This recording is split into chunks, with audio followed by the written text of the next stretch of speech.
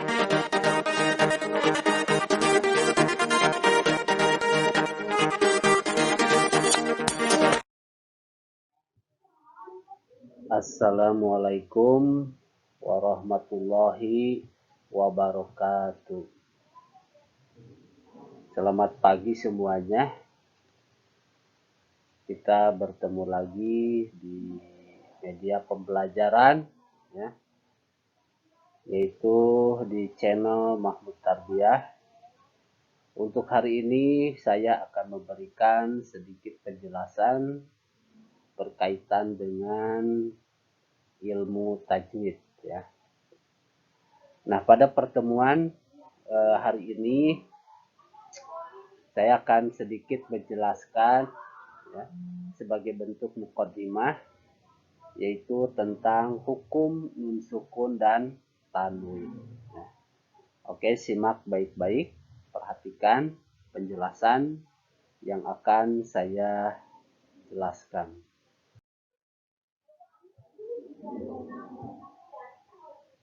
Nah, sebelum kita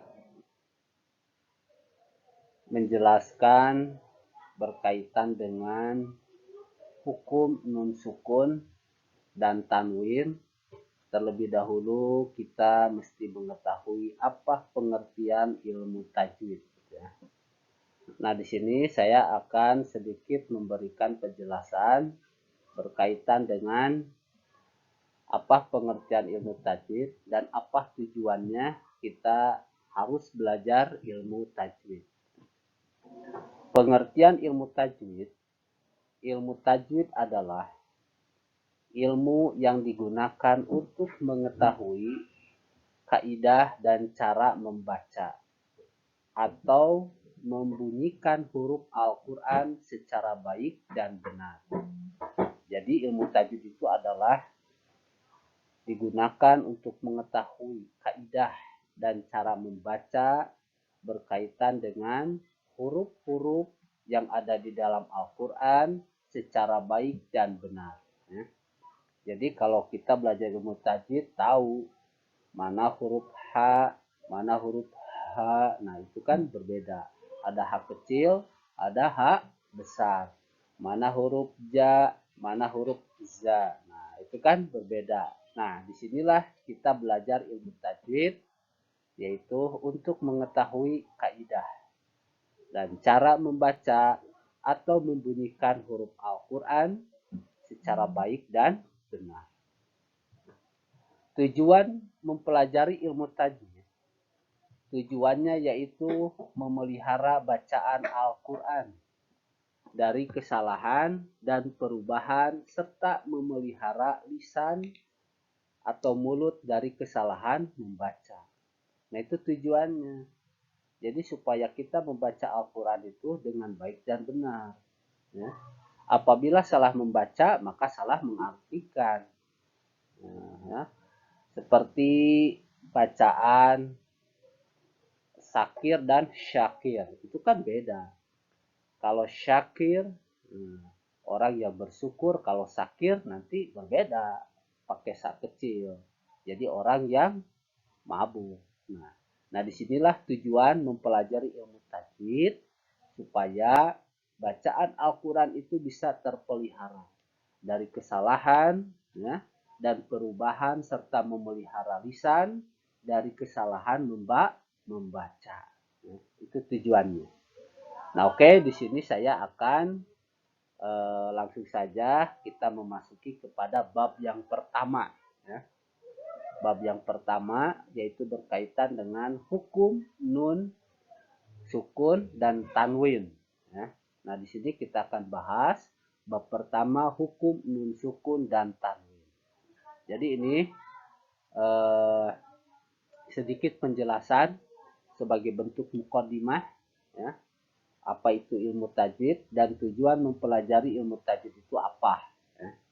Nah, jadi sekali lagi, tujuan mempelajari ilmu tajwid yaitu supaya bacaan Al-Quran dapat terpelihara dari kesalahan dan perubahan, ya, serta bisa mampu menjaga atau memelihara lisan dari kesalahan-kesalahan membaca. Oke, kita perhatikan ya selanjutnya.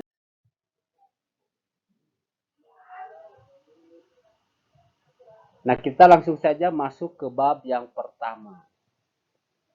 Bab yang pertama yang akan kita bahas di sini adalah hukum nun sukun. Nah, bagaimana bentuk nun sukun? Nah, ini bentuk nun sukun ya. Jadi, ini adalah bentuk nun sukun. Nah, yang akan kita bahas adalah hukum nun sukun dan tanwin. Nah, yang bagaimana yang disebut tanwin? Yang disebut tanwin yang ini. Nah, ya. Ini adalah tanwin. Nah, apa yang dimaksud dengan nun sukun dan tanwin?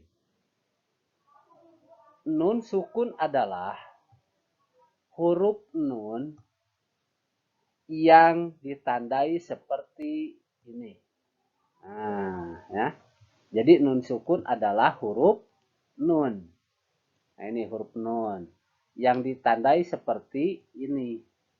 Jadi di atasnya ada tanda sukun atau dalam istilah bahasa anak-anak madrasah itu tanda mati ya. Sehingga dibacanya jelas, dalam arti dibaca jelas di sini adalah sesuai dengan huruf aslinya nun ya. Nah, atau kalau kata anak-anak bisa dikatakan itu adalah en ya. Nah, sedangkan tanwin adalah suara nun sukun bukan nun sukun tetapi bunyi suara nun sukun. Nah, ya. Jadi tanwin itu adalah suara en. Padahal bukan nun sukun tetapi bunyi suara nun sukun yang terdapat di akhir kata benda atau isim. Ya. Nah, itu tanwin. Nah, oke, kita perhatikan. Di sini akan kita jelaskan berkaitan dengan bunyi-bunyi tanwin. Baik yang tandanya di atas, baik yang di bawah, dan juga yang di atas tandanya seperti ini. Oke, kita perhatikan baik-baik. Nah, tanwin merupakan tanda harokat rangkap. Nah, maksud tanda harokat rangkap di sini ada dua. Nah, jadi bentuknya ada dua. Kalau fathah berarti fathahnya ada dua. Kalau kasroh, kasrohnya ada dua. Kalau domah, domahnya ada dua. Misalnya, yang pertama, nah bentuk seperti ini, bentuk tanwin seperti ini, yaitu dibacanya an. Nah, bentuk tanwin seperti ini yang dibacaan ditandai dengan fathah tain.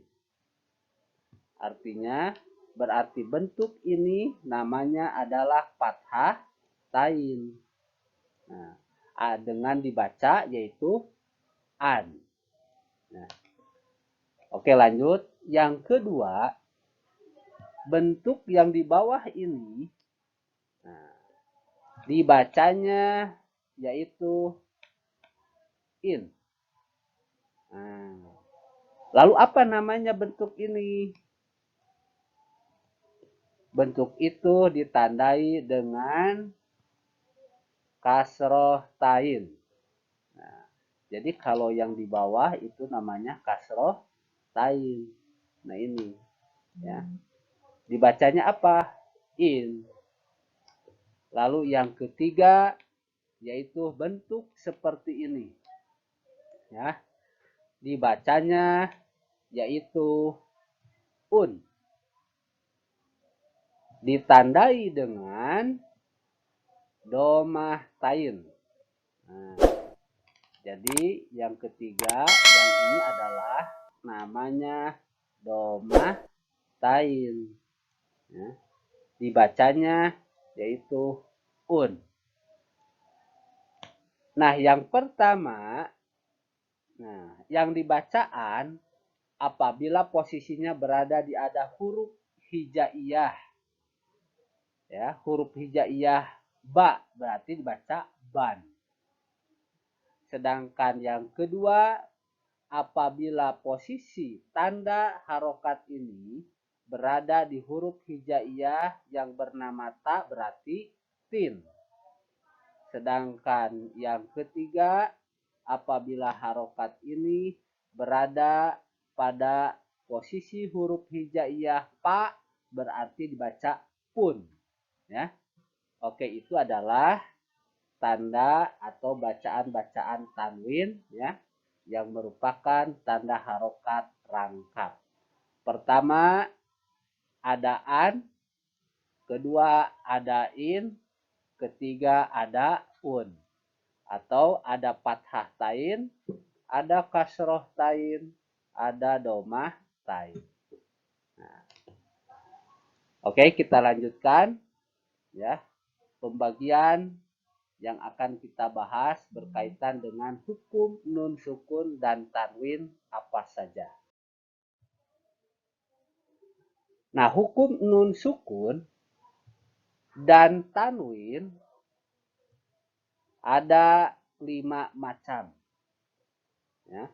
Jadi hukum nun sukun dan tanwin ada 5 macam.